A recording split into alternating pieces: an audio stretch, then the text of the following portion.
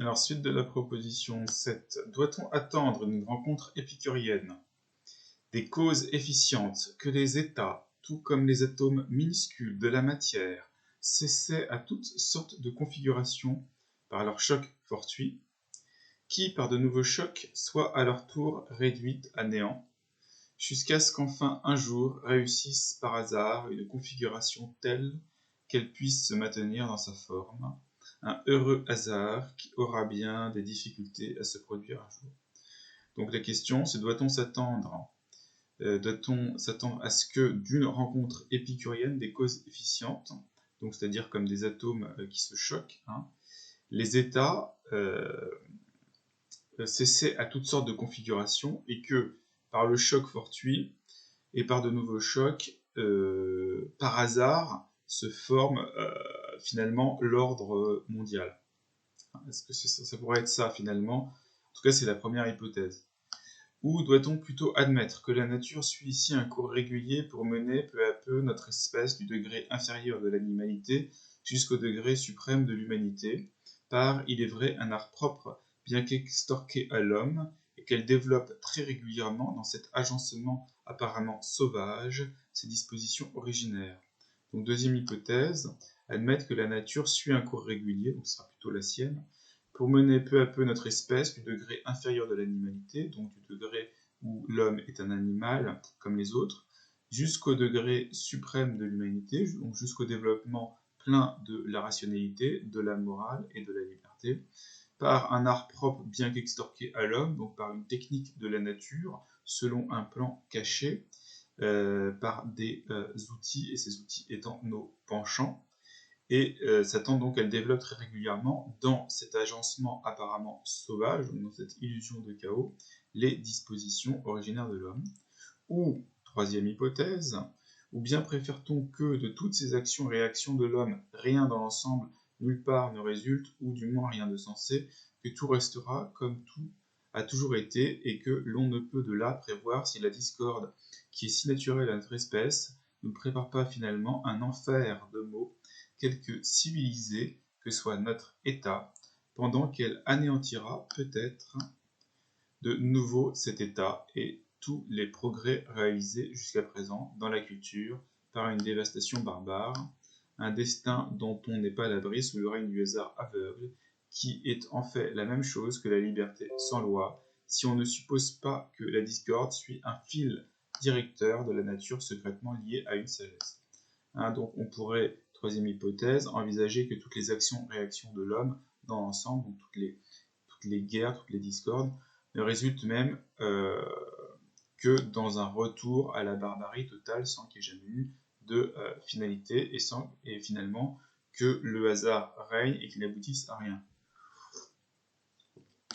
Ce qui revient à peu près à la question, est-il bien raisonnable d'admettre la finalité de l'institution de la nature dans ses parties et pourtant l'absence de finalité dans le tout? Et ainsi de suite, on va aussi commenter la suite. Donc en résumé, est-il bien raisonnable d'admettre une finalité de l'institution de la nature dans ses parties, donc par exemple dans les organes, dans l'instinct des animaux, et pourtant l'absence de finalité dans le tout, c'est-à-dire dans l'espèce humaine comprise comme un tout. Tout ce qui est finalisé dans les parties ne l'est pas dans le tout, et la nature à ce moment-là n'aurait pas de but total. Donc la liberté barbare des États serait donc dans un état chaotique,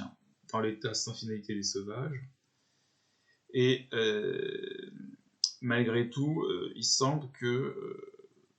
soit mené vers une constitution civile où les germes des dispositions humaines peuvent être développés. Et cela, semble-t-il, se fait par l'utilisation de toutes les forces des communautés pour s'armer les unes contre les autres. Et bon, certes, si le progrès des dispositions se trouve entravé, malgré tout, les maux qui proviennent des guerres contraignent l'espèce humaine à trouver une forme d'équilibre et à conférer de la fermeté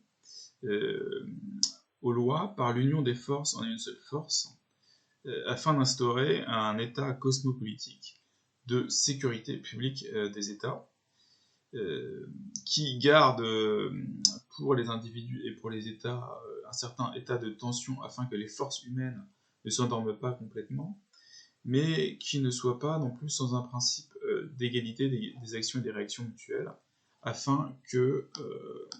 les libertés mutuelles finalement ne s'entre-détruisent pas.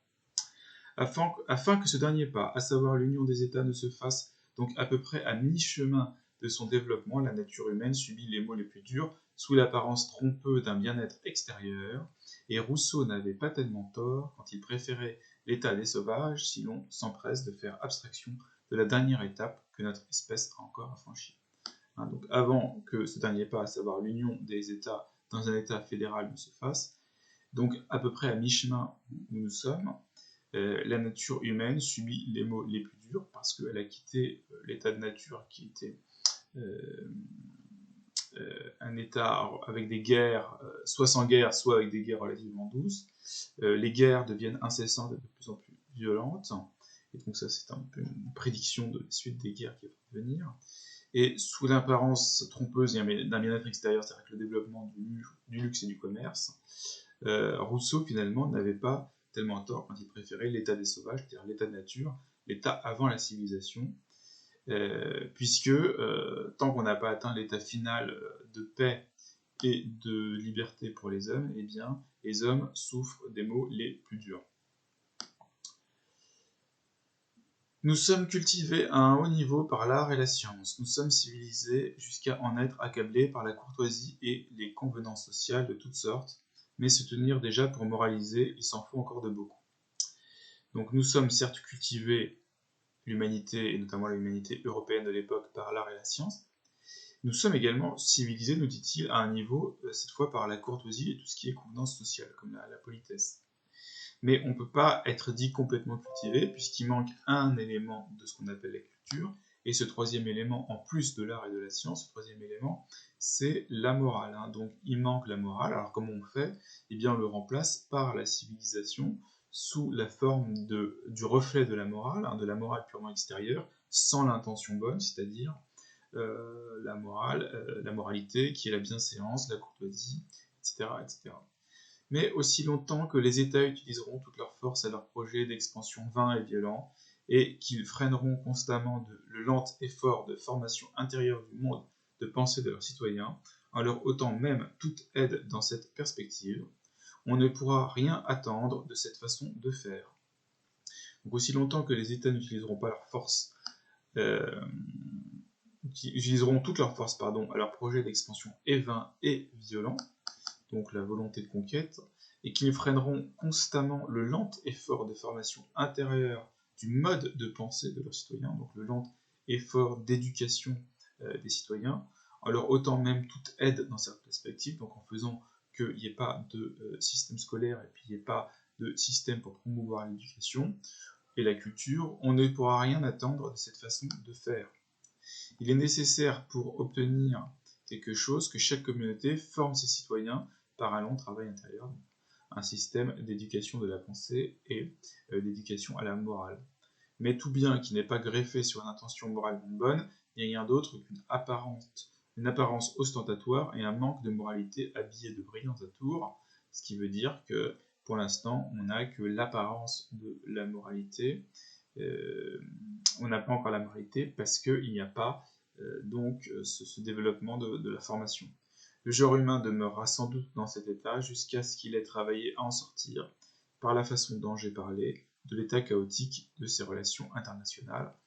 Donc il faut effectivement sortir de l'état de guerre de tous contre tous, faire des traités internationaux de paix, afin que les budgets des États soient transférés depuis les guerres vers l'éducation, et notamment l'éducation morale.